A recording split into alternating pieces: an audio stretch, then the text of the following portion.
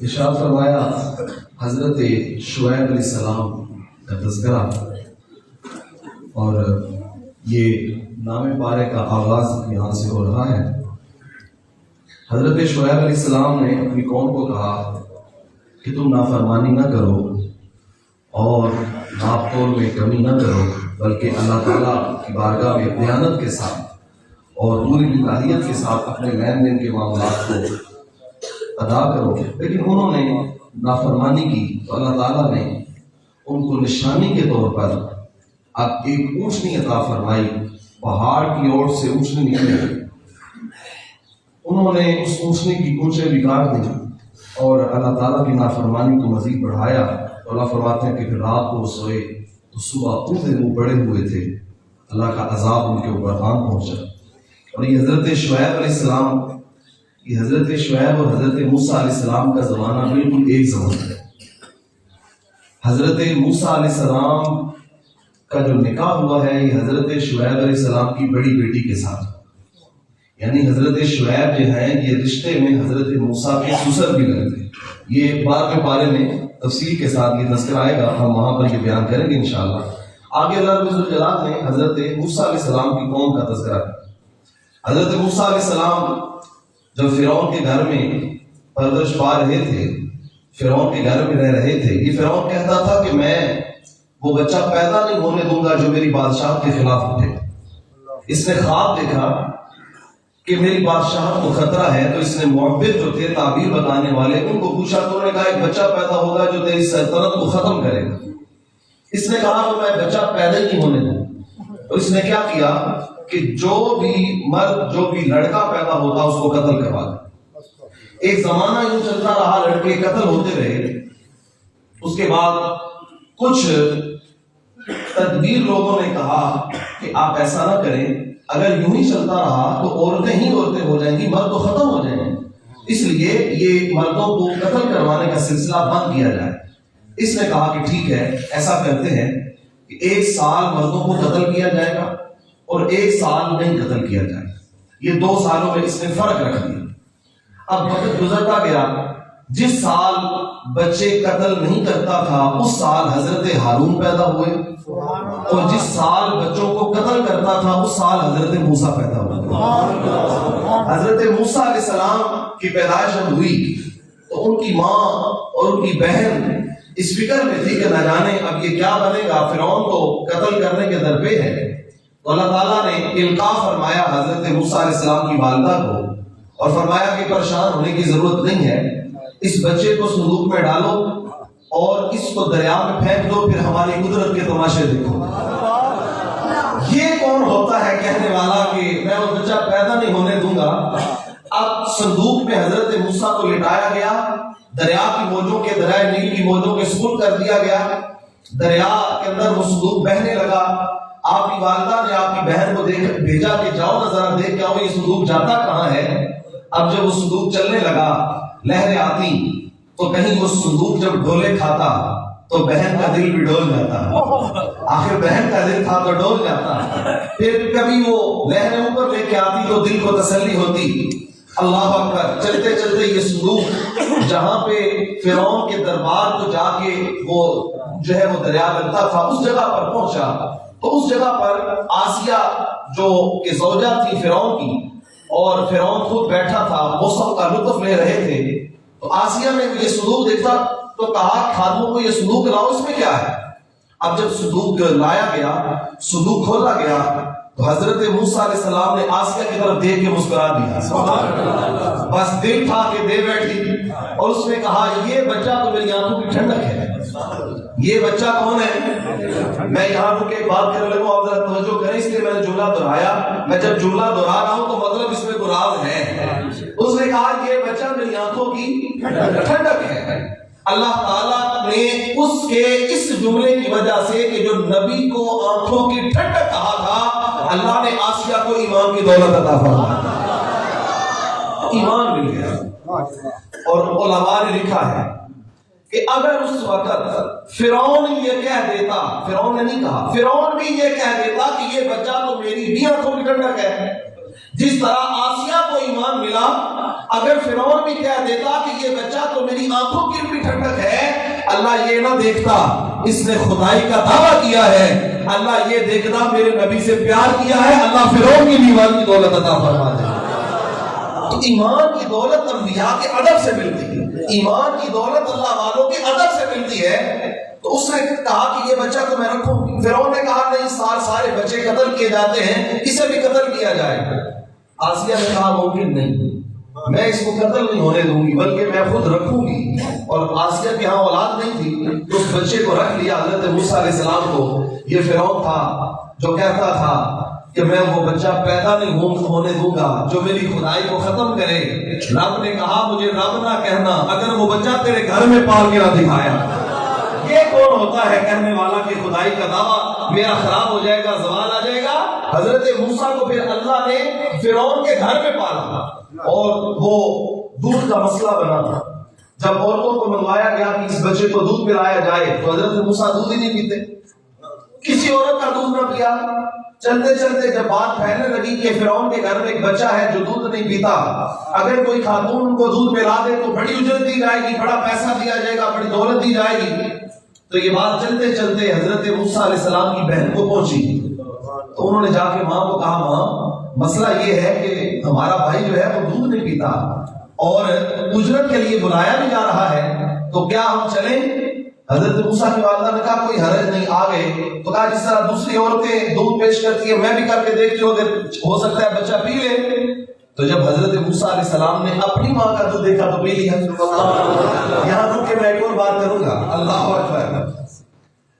اللہ کا نبی جب تبلیغ کرتا ہے اس کی تبلیغ میں اتنا اخلاص، اتنی للہیت اور اتنی خشیت ہوتی ہے کہ وہ یہ بات بھی گوارا نہیں کرتا کہ دودھ بھی کسی اور خاتون کا پیے اور اجرت کے بغیر یا پھر اپنی طرف سے کچھ ادا نہیں کیا جا رہا۔ فرعون کہتا کل کلام کو کہ میں نے جو ہے وہ تیرے لیے دودھ کے اہتمام کیے ہیں اور پیسے دیے ہیں، دودھ بھی پیا تو اپنی ماں کا پیا۔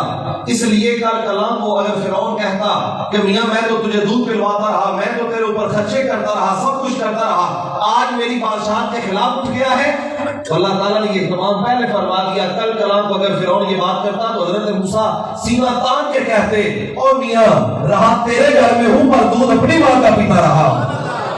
کون ہوتا ہے مجھے اسلام سے اور ایمان کے رستے سے ہٹانے والا؟ اللہ اکبر۔ یہ حضرت موسیٰ علیہ السلام کے سارے واقعے کا خلاصہ اس میں بیان کیا۔ اب وقت آ گیا، حضرت موسیٰ علیہ السلام نے نبوت کا اعلان کیا، فرمایا میں نبی ہوں اللہ کا اور تم جو کرتے ہو یہ شرک کرتے ہو، اس کو چھوڑ دو۔ اب فرعون کو جب اپنی حکومت کی کشتی ڈوبتی ہوئی نظر آئی تو اس نے جادوگروں کو بلایا، دربار لگ گیا، اس نے کہا آؤ نظر آؤ۔ سارے فرعون نے کہا کہ موسیٰ کا مقابلہ کرو اور ان جادوگروں کو کہا کہ اگر تم جیت جاتے ہو انعام بھی ملے گا اور ہم موسیٰ کو جو ہے وہ معاشرتی طور پر ذلت آمیز کوئی ایسے کلمات کہنے کے معاذ اللہ حق پر حق بجانب ہو جائیں گے، تو اس لیے تم آؤ۔ اب سارے کے سارے جادوگر آ گئے، 12,000 جادوگر حضرت موسیٰ کے سامنے آئے۔ حضرت موسیٰ اکیلے، توحید کا پرستار اکیلا۔ اللہ اکبر۔ میں یہاں رک کے ایک بات کرنا چاہوں گا، اگر امتی بھی ہو، امتی حضرت موسیٰ تو اللہ کے بڑے لاڈلے نبی ہیں نا، امتی بھی ہو تو جو سریہ موتا ہوا ہے حضور علیہ السلام نے 3,000 صحابہ کو بھیجا۔ کتنے صحابہ؟ 3,000 صحابہ کو بھیجا لشکر کے لیے۔ رومی لشکر کی تعداد 1,00,000 تھی، 1,00,000 کے مقابلے میں 3,000 کو بھیجا، اللہ تعالیٰ نے 3,000 کو فتح عطا فرما دی۔ یہ امتی ہیں اور یہ امتی ہو کر اگر 3,000 ہو تو 1,00,000 کو شکست دے دیتے ہیں۔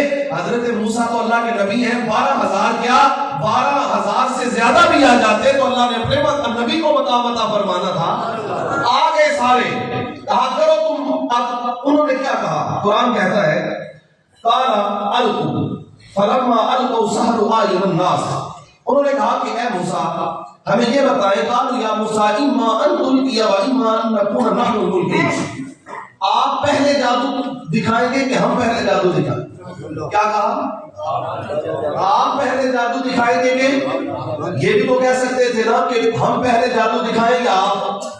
یہ نہیں کہا، جملہ بدل گیا، نبی کی تعظیم ہو گئی، نبی کا ذکر پہلے ہو گیا، تعظیم نبی کی ہو گئی اور انجانے میں ہو گئی، جان بوجھ کر نہیں کی، انجانے میں ہو گئی، اور کہا کہ آپ پہلے جادو دکھائیں گے کہ ہم؟ بس اللہ کو جادوگروں کی ادا پسند آ گئی، اللہ کو پسند آ گیا کہ انہوں نے اپنا ذکر پہلے نہیں کیا بلکہ میرے نبی کا ذکر پہلے کیا کہ آپ پہلے دکھائیں گے کہ ہم؟ جب انہوں نے رسیاں پھینکی، حضرت موسیٰ علیہ السلام کو اللہ نے حکم دیا کہ آپ ایسے کریں، اپنا عصا پھینکیں، عصا پھینکا، اژدہا بن گیا، اور ساری رسیوں کو مرن ٹولوں کے حساب سے جو پھینکی گئی وہ سانپ تھے ان سب کو نگل گیا۔ جب حضرت موسیٰ نے اس کو اٹھایا تو پھر عصا کا عصا، نہ قد بڑھا، نہ وزن بڑھا، نہ حجم بڑھا، اور جتنے وہ جادوگر سامنے آئے تھے انہوں نے کہا آمنت برب موسیٰ، ہم آج موسیٰ کے رب پہ ایمان لے آئے ہیں، سارے کے سارے۔ اور ایمان لانے کی وجہ یہ بنی، قرآن کہتا ہے ایمان لانے کی وجہ یہ تھی کہ انہوں نے نبی کی تعظیم کر دی اور جان بوجھ کر نہیں کی، انجانے میں ہو گئی کہ آپ پہلے جادو دکھائیں گے کہ ہم؟ جو پہلے ذکر حضرت موسیٰ کا کیا اللہ نے ایمان عطا فرما دی۔ مطلب یہ ہے نبی کی ادنا سی تعظیم انجانے میں بھی ہو جائے تو اللہ اس کی صورت میں بھی ایمان کی دولت عطا فرما دی۔ اللہ اکبر۔ آگے ایک واقعے کا تذکرہ ہے، حضرت موسیٰ علیہ السلام جب اپنی قوم کو لے کر پہنچے وادی میں تو وہاں جا کے حضرت ہارون علیہ السلام کو کہا کہ میں اللہ کے حکم کے مطابق وَإِذْ وَعَدْنَا مُوسَىٰ 30 لَيْلَةً وَأَتْمَمْنَاهَا بِعَشْرٍ فَتَمَّ مِيقَاتُ رَبِّهِ 40 لَيْلَةً، 40 راتوں کا حکم ہوا کہ آؤ 40 راتیں میری بارگاہ میں گزارو۔ حضرت موسیٰ علیہ السلام نے حضرت ہارون علیہ السلام کو اپنا جانشین اور نائب مقرر کیا، حضرت ہارون علیہ السلام نائب بنائے گئے، آپ کوہ طور پر تشریف لے گئے 40 راتوں کے۔ اب وہاں جب پہنچے تو ایک عجیب منظر تھا، کیف تھا، اور اللہ کی بارگاہ میں نیاز مندی تھی۔ وہاں پہنچ کے حضرت موسیٰ علیہ السلام کا دل ڈولا کہ جو رب مجھ سے کلام فرماتا ہے تو میری تسکین کی حد نہیں ہوتی، اگر وہ مجھے نظر آ جائے، جھلک دکھا دے، دیدار کروا دے تو کیا خوب ہوگا۔ حضرت موسیٰ علیہ السلام نے اللہ کی بارگاہ میں عرض کیا۔ اب نام پارے کی اس آیت میں اللہ نے فرمایا کہ حضرت موسیٰ نے کہا ربی ارنی انظر الیک، اے اللہ مجھ سے کلام کرتا ہے، ایسا دراز گزر گیا، ایک جھلک بھی اپنی دکھا دے۔ کلام کو فرماتا ہے، کلام کے مزے دیتے، ایک جھلک بھی عطا فرما دے۔ اللہ تعالیٰ نے کیا فرمایا؟ قال لن ترانی، آواز یہ آئی موسیٰ تو نہیں دیکھ سکتا، تو نہیں دیکھ سکتا، تیری آنکھ میں وہ طاقت نہیں، تیری آنکھ میں وہ شوق پنت نہیں ہے کہ یہ تیری آنکھ میں وہ استطاعت نہیں ہے کہ میرا دیدار کر سکے۔ 9 دفعہ اللہ کی بارگاہ میں عرض کیا، 9 دفعہ ربی ارنی انظر الیک، پروردگار مجھے اپنا دیدار عطا فرما دے۔ قال لن ترانی، کہا اے موسیٰ تو نہیں دیکھ سکتا۔ یہاں رک کے ایک بات کرنا چاہوں گا، یہ حضرت موسیٰ ہیں، بڑی شان والے ہیں، کلیم اللہ ہیں، کوہ طور پر پہنچے، جوتے اتار کے اللہ کی بارگاہ میں جائیں، پھر جا کے 9 دفعہ عرض کریں اے اللہ اپنا دیدار عطا فرما دے۔ آواز آتی ہے لن ترانی، تو نہیں دیکھ سکتا۔ یہ ہے موسیٰ کلیم اللہ۔ اب بات میں کرنے لگا ہوں محمد مصطفیٰ حبیب اللہ کی صلی اللہ، یہ کلیم اللہ ہے، جاتے ہیں جوتے اتارتے ہیں، عرض کرتے ہیں، پر جواب آتا ہے لن ترانی۔ ادھر محبوب ام ہانی کے گھر میں لیٹا ہوا ہے، اللہ جبریل کو فرماتا ہے جبریل جلدی سے جانا، آج معراج کی رات ہے، میرے محبوب کو لاوطا میں لے گیا، ہم اپنا بے پردہ دیدار عطا فرمانا چاہتے ہیں۔ اللہ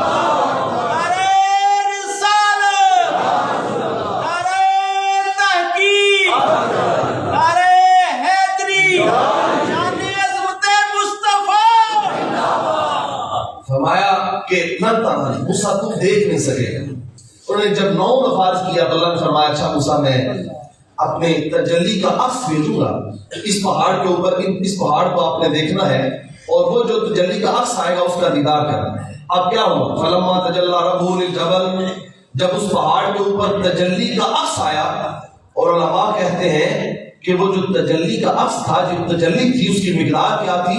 یہ جو سوئی کا نکا ہوتا ہے جس میں دھاگا ڈالا جاتا ہے، اس نکے کے کروڑویں حصے کے برابر، یعنی اس نکے کے اگر کروڑوں حصے بنائے جائیں تو کروڑویں حصے کے برابر اللہ نے تجلی نہیں بھیجی، تجلی کا عکس بھیجا، تجلی کا پرتاؤ بھیجا، تجلی کا سایہ بھیجا۔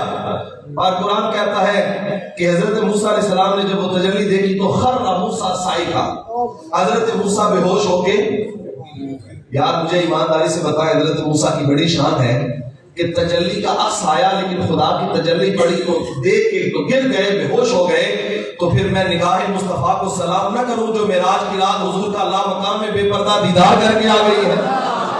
تجلی کا عکس آئے تو موسیٰ گر جائیں تو نگاہ مصطفیٰ کی کیا شان ہے کہ اللہ کا دیدار بے پردہ کر لیا۔ اللہ اکبر۔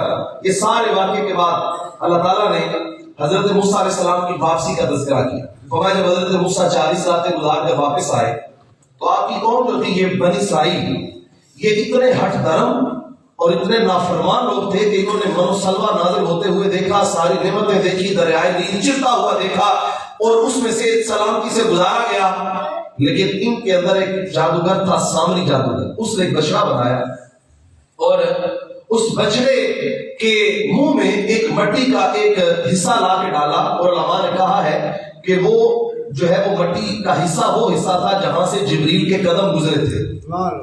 جبریل کے قدم لگے اور اس کو پتا چلا کہ یہاں سے تو خاص قدم لگے ہیں، اس نے وہاں سے مٹی اٹھا کے بچڑے کے منہ میں ڈالی، بچڑے نے کلام کرنا شروع کر دیا۔ اب بچڑا کلام تو کرنے لگا پر کس کی وجہ سے؟ مٹی وہ جہاں پہ ایک فرشتے کے قدم آئے، اثر لگے، اس اثر کی وجہ سے بچڑا کلام کرنے لگے۔ اگر نوری مخلوق فرشتہ ہو اور اس کے قدموں سے خاک لگ جائے، اثر پیدا ہو جائے، وہ بچڑے کے منہ میں بھی رکھا جائے تو وہ کلام کرنا شروع کر دیتا ہے۔ اگر مصطفیٰ جان رحمت کے قدموں کی مٹی اگر کسی کو عطا کر دی جائے تو اس کی شان کے قدموں کی شان۔ اللہ اکبر۔ اب آپ سمجھ رہے ہیں نا، کام تو ان کے ذکر سے یوں ہوا یا یوں ہوا۔ شان حضرت موسیٰ کی بھی ہو تو ہمیں ذات مصطفیٰ کی شان نظر آ جاتی ہے صلی اللہ علیہ وآلہ وسلم۔ اللہ اکبر۔ پھر آگے انہوں نے اس بچڑے کی پوجا شروع کر دی، اس کو معبود بنا لی۔ حضرت موسیٰ جب واپس آئے تو آپ نے حضرت ہارون پہ غصہ کیا، کہا میں تمہیں نائب بنا کے گیا تھا، یہ کیا حال بنایا قوم کا، قوم ساری کی ساری مشرک ہو گئی۔ تو حضرت ہارون نے کہا جناب ایک تو میرے قتل کرنے کے درپے ہو گئے اور مجھے انہوں نے قتل کرنا چاہا، اور دوسرا اب آپ اس طرح سے مجھے کہیں گے تو لوگوں میں میری ذلت بھی ہو رہی ہے، تو تھوڑا سا خیال کر دے میرا۔ تو میں تو ان کو منع کرتا رہا لیکن یہ باز نہیں آئے۔ پھر اللہ رب الجلال نے عذاب عطا فرمایا۔ عذاب کیا تھا، سزا کیا تھی؟ فرمایا صبح سے لے کے شام تک یہ اپنے لوگوں کو اپنے ہاتھوں سے قتل کرے۔ پھر انہوں نے اپنے لوگوں کو اپنے ہاتھوں سے قتل کیا، شام تک جتنا بھی قتل عام ہو سکا، شام تک جتنے لوگ قتل ہوئے ہو گئے، جو بچ گئے باقی کو اللہ نے معاف فرما دیا، ان کی توبہ کو قبول فرما دیا۔ اگر بنی اسرائیل کو توبہ بھی دینی ہو تو پھر بھی صبح سے لے کر شام تک ان کے لوگوں کو قتل کروایا جاتا ہے۔ یہ امت مصطفیٰ کی شان ہے۔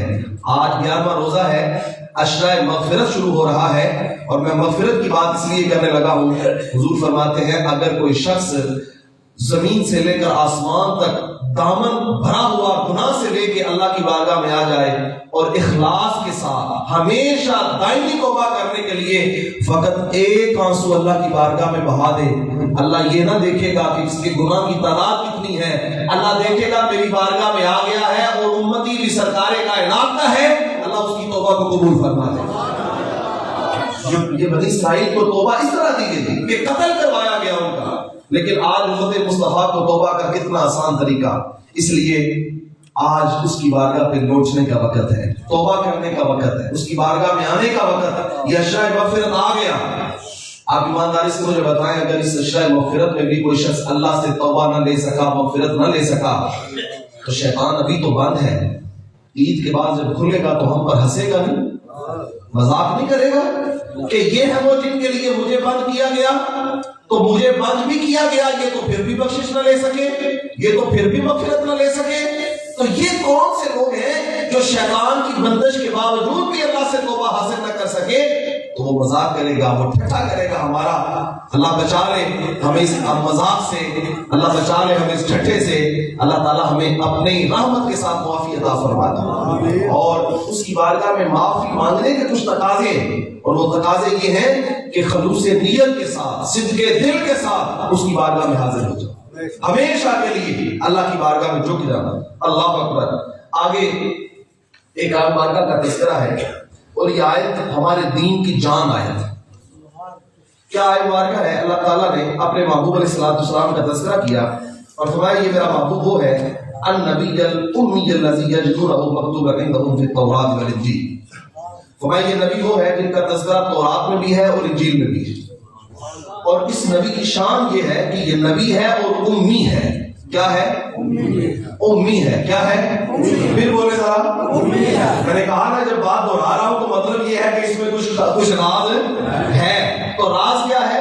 کچھ لوگ کہتے ہیں کہ امی جو کہتے ہیں یہ عربی میں کہتے ہیں ان پڑھ. جو ان پڑھ ہو جسے کچھ آتا نہ ہو اسے کہتے ہیں امی. تو اللہ نے قرآن میں فرمایا کہ یہ نبی ہے اور امی ہے. اور اس کا معنی لوگوں نے کیا ہے کہ نبی ہے اور ان پڑھ ہے. ابھی آج بھی قرآن مجید کے تراجم میں، اس لیے میں نے بارہا مرتبہ کہا ہے کہ جب دین بھی سیکھا جائے تو کسی محب رسول سے سیکھا جائے. اس لفظ کا ترجمہ اگر آپ عربی ڈکشنری میں اٹھائیں تو ہو سکتا ہے آپ کو امی کا لفظ ان پڑھ ہی مل جائے، لیکن یہی لفظ جب حضور کے لیے استعمال کیا جائے تو پھر بھی ان پڑھ اس کا معنی ہوگا. پانی ہوتا ہے نا، پانی بھاپ بن کے آسمان کی طرف اڑتا ہے تو اسے آبی بخارات کہتے ہیں. اگر آسمان سے زمین کی طرف وہی پانی گرے اسے کیا کہتے ہیں؟ بارش. اگر جم کر گرے گا تو اولے کہتے ہیں. وہی پانی اگر گر کر جمے گا تو برف کہتے ہیں. وہی پانی اگر جسم سے نکلے تو پسینہ، آنکھوں سے نکلے تو آنسو. اگر پانی کلی کے اوپر نچوڑا جائے تو شبنم، اگر کلی کے اندر سے نچوڑا جائے تو عرق. تو جب ہے پانی لیکن نسبت بدل گئی تو قسمت ہے، نسبت بدل گئی تو معنی، نسبت بدل گئی تو لفظ. اگر امی لفظ کا معنی ڈکشنری میں عربی کی میں آپ کو ان پڑھ بھی ملے اور یہ نہیں دیکھتے کہ یہ لفظ امی جب مصطفیٰ سے منسوب ہو جائے تو پھر اس کا کیا معنی ہوگا؟ اس کا معنی پھر علماء نے یہ کیا، ان پڑھ کا اس کا معنی حضور کے لیے نہیں ہو سکتا. اس کا مطلب یہ ہے یہ وہ نبی ہے جو دنیا میں آ کے کسی سے نہیں پڑھا. اللہ نے سارا علم پڑھا کے اپنے نبی کو دنیا میں بھیجا ہے، سارے علم سکھا کے بھیجا ہے. ان پڑھ اس کا معنی کر ہی نہیں سکتے. اور یہ الگ موضوع ہے، کسی میلاد کے مہینے میں انشاءاللہ کسی جگہ موقع بنا تو میں لفظ امی کی بحث کروں گا انشاءاللہ. ام کہتے ہیں عربی میں ماں کو. ماں کو کیا کہتے ہیں؟ ام. اس لیے کہ ماں بچے کی اصل ہوتی ہے. ماں سے بچہ پنپتا ہے، وہاں سے جدا ہوتا ہے، وہاں سے پھر آگے قربان چڑھتا ہے.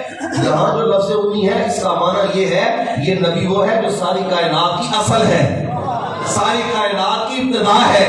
اس لیے میاں صاحب نے کہا تھا سب پہ نور او سے دے نورو کہ اس کا نور حضورو اونو تاج عرش کو ملیا تے موسیٰ نو کو تورو. سب پہ نور او سے دے نورو، سب پہ نور. نبی کے امی کا مطلب. اچھا نبی کا منصب کیا ہے؟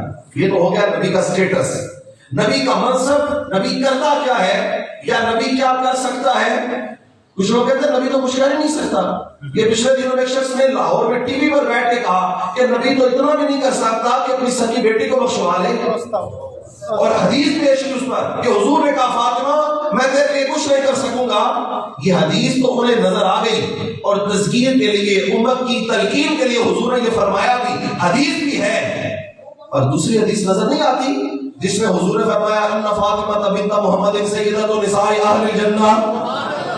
میں نے کہا کس نبی کی بات کرتے ہو تم جو اپنی سکی بیٹی کو نہیں بخشوا سکتا؟ وہ تمہارا نبی ہوگا جو سکی بیٹی کو نہیں بخشوا سکتا. ہمارا نبی وہ ہے جو فرماتا ہے فاطمہ تجھے جنتی خواتین کی سردار بنا دیا گیا. اس نبی کے اختیار کی بات کہ نبی کیا کر سکتا ہے، نبی کیا نہیں کر سکتا. یہ کس کو اختیار ہوا کائنات میں کہ وہ نبی کی حدود کو تولے. میں عقل پہ تولوں تو آپ کو تولوں، آپ عقل پہ تولے تو مجھے تولے. بھلا ذات رسالت کو بھی کوئی تول سکتا ہے کہ نبی کیا کر سکتا ہے، نبی کیا نہیں کر سکتا. فرمایا اس نبی کی شان یہ ہے یامرهم بالمعروف وینہاهم عن المنکر. فرمایا وہ نبی نیکی کا حکم دیتا ہے، برائی سے منع کرتا. اگلی بات فرمایا ویحل لهم الطیبات، پاکیزہ چیزیں تمہارے لیے حلال کرتا ہے، ویحرم علیہم الخبائث، اور پلید چیزیں تمہارے اوپر حرام فرماتا ہے. یہ نبی کی شان. ویسے حلال اور حرام کرنا کس کی شان ہے؟ بولے حلال کسی چیز کو کہنا یا حرام کسی چیز کو کہنا کس کی شان ہے؟ اللہ کی. یہاں قرآن کہتا ہے نبی بھی حلال کرتا ہے، نبی حرام بھی کرتا ہے۔ اس کا مطلب یہ ہے اللہ کی شان، اور وہ جسے چاہے عطا فرماتا ہے، جسے چاہے۔ ذالک فضل اللہ، یہ اللہ کا فضل ہے، یؤتی من یشاء، وہ جسے چاہے عطا فرما دے۔ تو اس نے اپنے مصطفیٰ کو یہ فضل عطا فرمایا ہے کہ سارے خزانوں کی چابیاں مصطفیٰ کو دے دی۔ مصطفیٰ آپ جس چیز کو حلال کہتے رہیں گے ہم حلال کرتے رہیں گے، آپ جس چیز کو حرام کہتے رہیں گے ہم حرام کرتے رہیں گے۔ نبی کی شان، اللہ اکبر۔ آگے چلیں، ایک آگماتا کے اندر غافل لوگوں کا تذکرہ کیا، وہ جو توحید سے غافل، وہ جو اللہ کے مقابلے میں کسی اور کو آ کے شرک ٹھہرا لے اور شریک بنا لے، یا رسالت میں غافل، وہ جسے رسالت محمدی نظر نہ آئے۔ اور اس کائنات کے اندر ایک مضمون رہ گیا، میں بڑا چاہوں گا کہ وہ ضرور آپ سمجھیں۔ اللہ فرماتا ہے قل یا ایھا الناس انی رسول اللہ الیکم جمیعا، اے میرے محبوب ان لوگوں کو کہہ دو کہ میں تم سب کی طرف اللہ کا نبی ہوں۔ کس کی طرف؟ ہمارے ہاں عیسائی بھی رہتے ہیں، پوری دنیا میں ایک مذہب ہے عیسائی۔ اب عیسائیوں کو جب یہ کہا جائے کہ تم اسلام میں آ جاؤ تو وہ جواباً یہ کہتے ہیں کہ ہم بھی تو اہل کتاب ہیں، ہمارا مذہب بھی تو الہامی ہے، تو ہم تمہیں کہتے ہیں تم آ جاؤ نا عیسائیت میں۔ بات سمجھ گئے؟ اعتراض سمجھ گئے؟ ہم کسی عیسائی کو کہیں کہ آپ اسلام کے دائرے میں آ جاؤ، آگے سے وہ الٹا کہے کہ تم آ جاؤ نا عیسائیت میں، مجھے کیوں اسلام میں آنے کی دعوت دیتے ہو؟ اس کا جواب کیا ہوگا؟ عیسائیت کے اندر اس کا جواب موجود ہے۔ اگر کوئی کہہ ہی دے عیسائی کہ جناب آپ عیسائی ہو جائیں، مجھے مسلمان بنانے کی بجائے اس کو جواب یہ دیا جائے گا کہ حضرت عیسیٰ علیہ السلام اللہ کے نبی ہیں، اللہ کے نبی کا ہم ادب اور احترام کرتے ہیں، ہمارے نبی نے بھی سکھایا، قرآن نے بھی سکھایا، لیکن بات یہ ہے کہ حضرت عیسیٰ علیہ السلام کا سٹیٹس اور آپ کی حیثیت یہ ہے کہ آپ کا تذکرہ قرآن میں کیا اور تورات میں بھی کیا اور زبور میں بھی، انجیل میں بھی کیا گیا۔ آج بھی انجیل برناباس کی آیت نمبر 245 میں یہ بات موجود ہے، حضرت عیسیٰ نے کہا تھا کہ میں بنی اسرائیل کی کچھ بھیڑوں کی طرف نبی بنا کر بھیجا گیا۔ اور اسی طرح قرآن میں بھی کہا کہ جب ان کا تذکرہ کیا حضرت عیسیٰ کا تو رسولا الی بنی اسرائیل، حضرت عیسیٰ نبی بنائے گئے کن کی طرف؟ بنی اسرائیل۔ اب آپ سمجھے نہیں، شاید بات مشکل نہیں ہو گئی۔ حضرت عیسیٰ کس کی طرف نبی ہیں؟ بنی اسرائیل کی طرف۔ پھر بولے ذرا میں آپ کو حضور کی شان سناؤں، حضرت عیسیٰ کس کی طرف نبی ہیں؟ بنی اسرائیل کی طرف۔ اگر کوئی شخص کہے کہ تم آ جاؤ عیسائیت میں تو ہم کہیں گے میاں حضرت عیسیٰ علیہ السلام نبی ہیں، ہم ان کو نبی مانتے ہیں، پر ان کی نبوت کا دائرہ کار محدود ہے۔ وہ نبی ہیں صرف بنی اسرائیل کے لیے، بنی اسرائیل کو عیسائی ہونے کی اجازت تھی جب تھی، آج وہ بھی نہیں ہے۔ لیکن اگر تم ہمیں کہو کہ عیسائی ہو جاؤ تو حضرت عیسیٰ علیہ السلام کو فقط نبی ہے بنی اسرائیل کے لیے۔ ہم تمہیں اس لیے کہتے ہیں کہ عیسائیت کو چھوڑو اسلام میں آ جاؤ، اس لیے کہ یہ قرآن میں بھی اور باقی تورات، زبور، انجیل میں اس کی شہادتیں موجود ہیں۔ اللہ فرماتا ہے انی رسول اللہ الیکم جمیعا، ہم نے کسی کو بنی اسرائیل کا نبی بنایا، کسی کو کسی قوم کا، کسی کو کسی علاقے کا، کسی کو کسی قبیلے کا، اور مصطفیٰ آپ کو ہم نے ساری کائنات کے لیے نبی بنا کر بھیجا ہے۔ اس لیے کہتے ہیں آؤ نا ذرا نبی کے اسلام میں، وہ ہمیشہ کے لیے جو رہنے والا، کسی زمان کسی مکان کی قید سے پاک یہ دین، یہ قرآن، اس لیے آؤ، اس کے دامن میں آؤ۔ اللہ اکبر۔ آگے غافل لوگوں کا تذکرہ ہے، اور وہ غافل لوگ ہیں اور ہیں ایسے کہ دل ان کے ہیں پر وہ سوچ نہیں سکتے، سمجھ نہیں سکتے۔ فرمایا آنکھیں ان کی ہیں پر دیکھ نہیں سکتے، کان ان کے ہیں اور سن نہیں سکتے، اور یہ وہ لوگ ہیں اولئک کالانعام، فرمایا یہ چوپایوں کی طرح ہے، جانور ہے، ڈنگر ہے۔ ایک بات کا مجھے جواب دیں، قرآن کہتا ہے جو اللہ اور اس کے رسول کی توحید اور رسالت کو نہ مانے، اولئک کالانعام، وہ جانور ہے۔ انعام کہتے ہیں جانور کو، انعام چوپایا، ڈنگر ہے۔ جسے قرآن ڈنگر کہے وہ ہمارے ساتھ میں سوال ہو سکتا ہے؟ ساری کائنات میں ترقیاں کرو، ساری کائنات میں ٹیکنالوجی پھیلاؤ، ساری کائنات میں سائنسی تحقیقات کو بکھیر دو، اور تمہاری حیثیت یہی ہے جو قرآن نے کہی ہے اولئک کالانعام۔ اگر یہ سارا کچھ لے کر تم کہیں اور بھٹکتے رہو، ہم تمہاری صلاحیتوں کا اقرار نہیں کر سکتے۔ ہاں یہ ساری صلاحیتیں لے کر دربار مصطفیٰ میں آ جاؤ، سر جھکا دو اللہ کی بارگاہ میں، ہم تمہیں بھی ماننے کو تیار ہیں۔ لیکن اگر تم کہو کہ ہماری سڑکیں بڑی بڑی اچھی ہے, ہمارے ملک کی نظام بڑے اچھے ہیں, ہمارے عدالتی نظام بڑے اچھے ہیں, تو تم کہہ سکتے ہو اپنے لیے.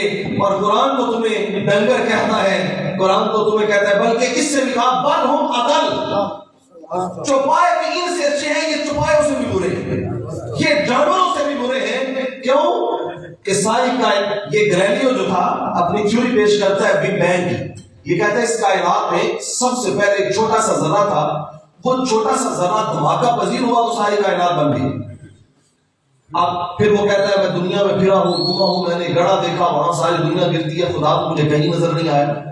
عقل کا اندھا اس سے بندہ یہ بھی تو پوچھ سکتا ہے, تو کہتا ہے کہ وہ ذرہ پھٹا تھا تو پھر دنیا بنی تھی, بگ بینگ ہوا تھا, پھر اسی طرح دنیا میں جو ہے وہ ایک دھماکہ ہوگا تو ختم ہو جائے گی دنیا. تو ہمیں یہ بھی تو بتانا وہ جو سب سے پہلے وہ ذرہ پھٹا تھا وہ کہاں سے آیا تھا, وہ کدھر سے آیا تھا, وہ بھی تو کسی نے بنایا تھا کہ نہیں بنایا تھا. اگر ساری کائنات میں تو گھوما, ساری کائنات میں تحقیقات نے کی, خدا کے در پر نہیں پہنچ سکا, تو اللہ فرماتا ہے اولئک کالانعام بل ھم اضل, یہ ڈنگر ہے بلکہ اس سے بھی کیا گزر.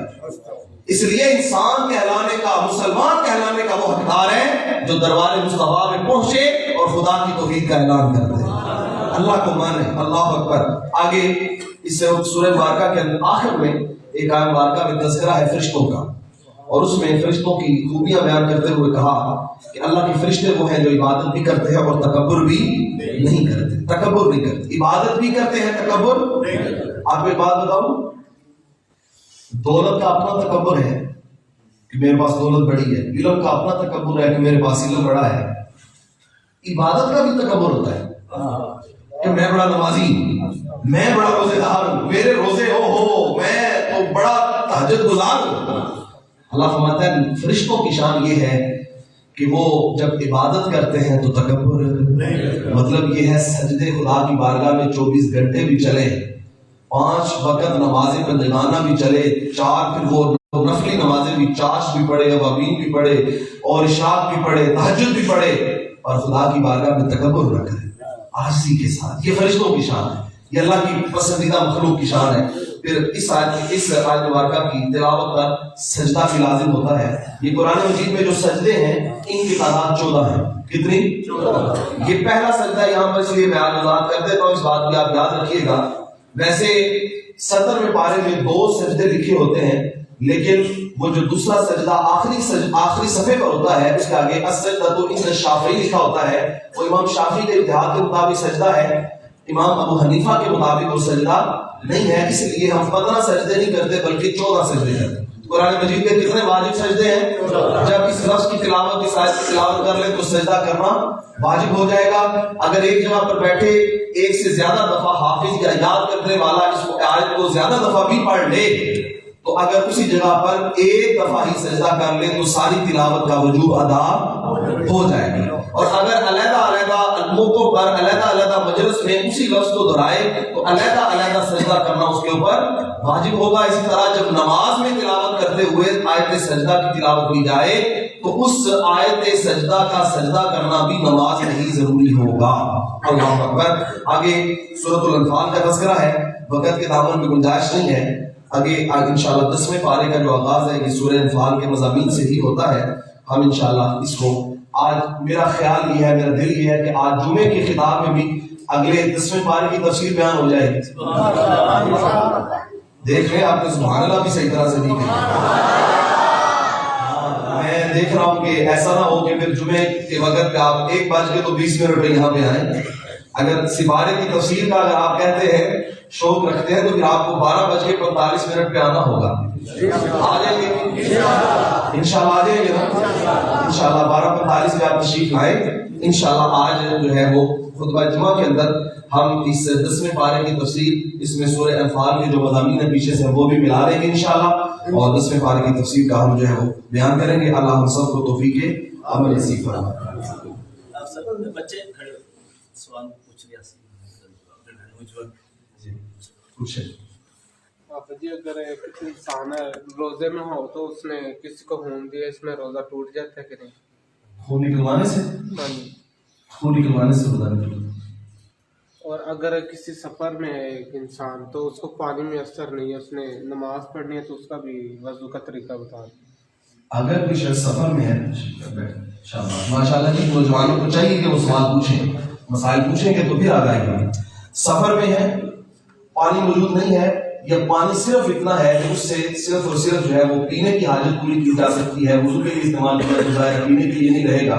اور اس کی حد جو ہے وہ علماء نے یہ بیان کی ہے کہ چاروں طرف سے 1 میل تک پانی نہ ملے، یعنی دائیں بائیں آگے پیچھے ان چاروں طرف اگر سفر کیا جائے 1 میل تک پانی میسر نہ ہو تو پھر وہ وضو نہ کرے، اجازت ہے اس کو تیمم کرنے. کیا کر لے؟ تیمم کر لے. تیمم کا طریقہ یہ ہے، تیمم میں اپنے بازو کو یہاں تک کونی تک اٹھائے اور اپنے دونوں ہاتھوں کو زمین میں مارے اور اس طرح آگے لے کے جائے تاکہ صحیح طرح سے مس ہو جائے مٹی کے ساتھ. اور پہلا جو ہے وہ پہلی دفعہ میں اپنے ماتھے سے لے کر اپنی چوٹی کے نیچے تک مکمل چہرے کا مسح کرے، پورے چہرے کا مسح کرے صحیح طرح سے.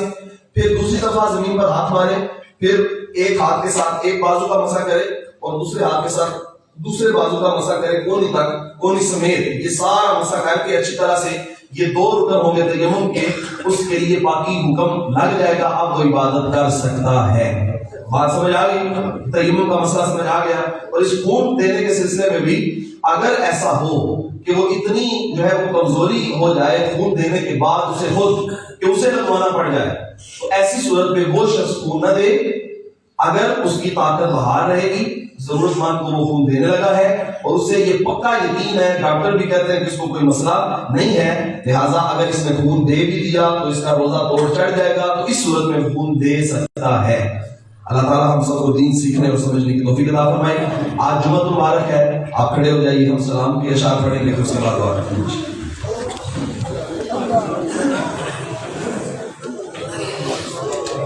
اے شہنشاہ مدینہ الصلاۃ والسلام، اے شہنشاہ مدینہ الصلاۃ والسلام، زینت عرش معلا، الصلاۃ والسلام، اے شہنشاہ مدینہ الصلاۃ والسلام، رب هب لی امتی کہتے ہوئے پیدا ہوئے، رب هب لی امتی کہتے ہوئے پیدا ہوئے، رب هب لی امتی کہتے ہوئے پیدا ہوئے، حق نے فرمایا کہ بخشا، حق نے فرمایا کہ بخشا، الصلاۃ والسلام، اے شہنشاہ مدینہ الصلاۃ والسلام، زینت عرش معلا،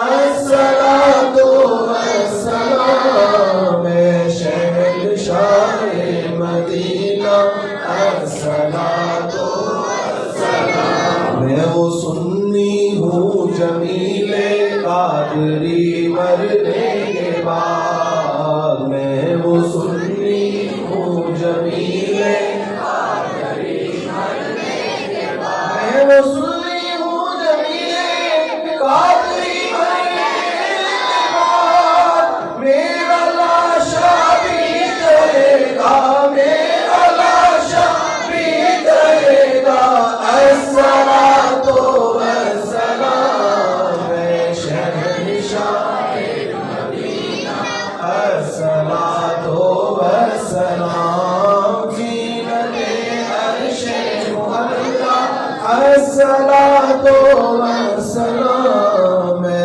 شہنشاہ مدینہ الصلاۃ والسلام. اللهم صل على سيدنا مولانا محمد النبي الأمي وعلى آله وأصحابه وسلم. ہماری اٹھے ہوئے ہاتھ پھیلی ہوئی جولیاں اپنے رحمتوں سے مالا مال فرما. اور آج شاہ مغفرت کا آغاز ہوا. تیرے محبوب کا فرمان ہے اس اشرے میں مغفرت بانٹی جاتی ہے. الہی ہم میں سے کوئی ایک بھی ایسا نہ ہو جو مغفرت سے خالی رہ جائے. ہم سب کی قابل مغفرت فرمانا. ہمارے آباء و اجداد دنیا سے چلے گئے, الہی اس اشرے کی وجہ سے ان کی بخشش بھی فرمانا. الہی ہم سب کو تیری بارگاہ میں حاضر ہو کے خشوع و خضوع سے مغفرت مانگنے کی توفیق عطا فرمانا. آئندہ ساری زندگی نیکیوں پر کاربند رہنے کی توفیق عطا فرمانا. گناہوں سے بچنے کی توفیق عطا فرمانا. الہی میرے حاضرین جتنی نیک خواہشات سینے میں لیے ہوئے ہیں سب کی نیک خواہشات کو پورا فرما.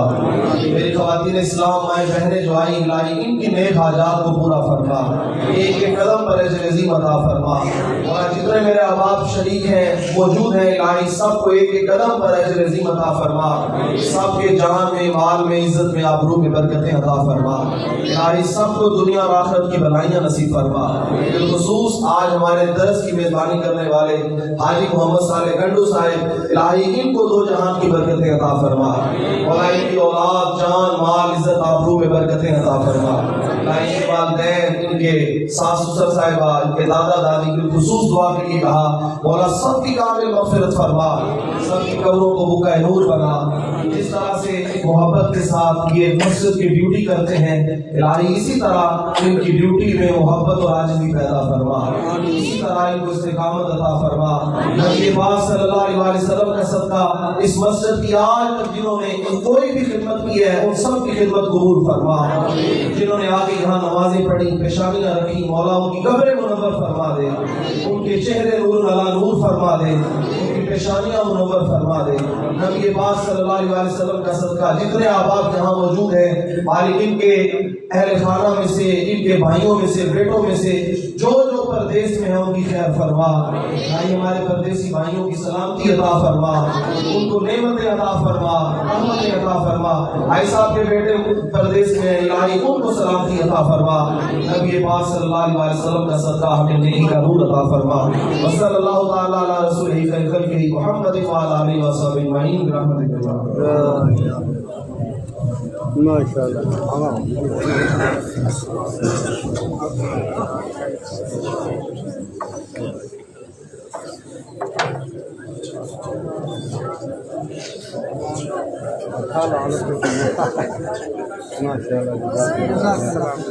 السلام